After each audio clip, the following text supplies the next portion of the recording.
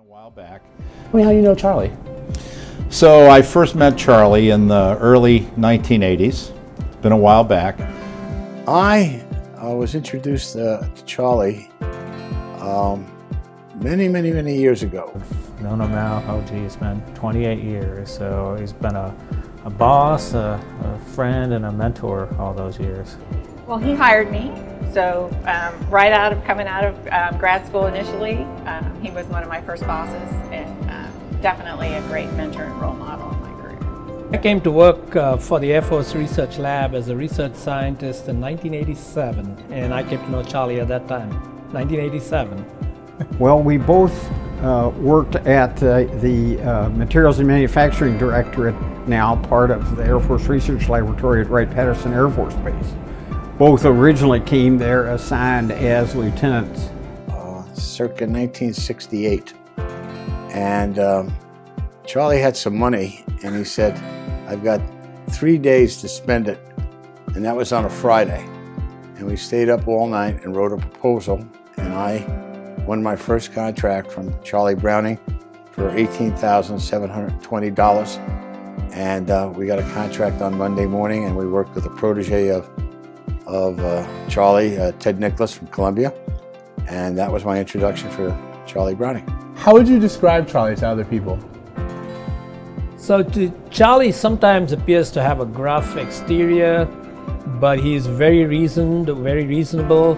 I think Charlie brings a very logical, analytical perspective to resolving issues, and you know that when he comes through with a solution, it's something that's going to work.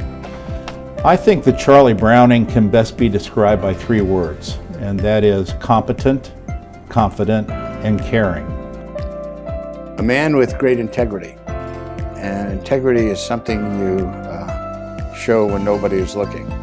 Very much a person looked up to and respected, both by the people in the organization and higher up in the Air Force. His willingness to take risks on people and give them opportunities to shine. It's just always been a great mentor and role model in my life. How has he contributed to the industry?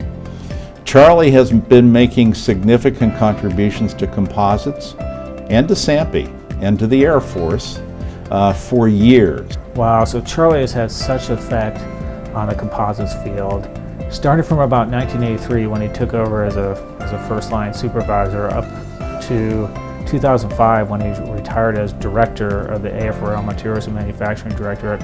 He really set the strategy for where composites needed to go for the Air Force. They went from just a couple parts on the F-16 to a major part of the B-2, major part of the F-22, and he's had a hand in a lot of that. The number of women and minorities and things that he hired was just more than anybody else in our lab. Yeah, Charlie came at when the industry was churning full speed ahead, and then finally absorbed the title of running the laboratory and was responsible for making the affordability of composites almost a reality. And now that mantra is being taken over by other people, and in the next few years we will make it an affordable reality.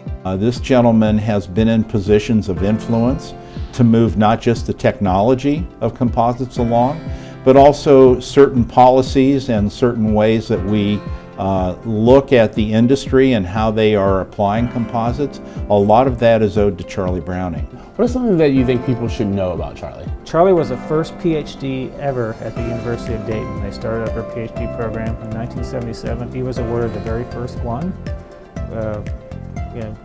Really outstanding accomplishment there. Most people think of PhDs as nerds who just have their nose in a book. Charlie's a big football fan. We talk football all the time. How much he supports his wife and his daughter. He loves his children, often finds ways to get away with them, do things together, to attend baseball games with his daughter. He's just a very, very loving father and a good husband. I think what people should know about Charlie is that he's very passionate about composites, he's very passionate about people, and once you have him on your side, you have a friend for life. You can depend upon Charlie to do what he says and says what he can do. You can take that to the bank.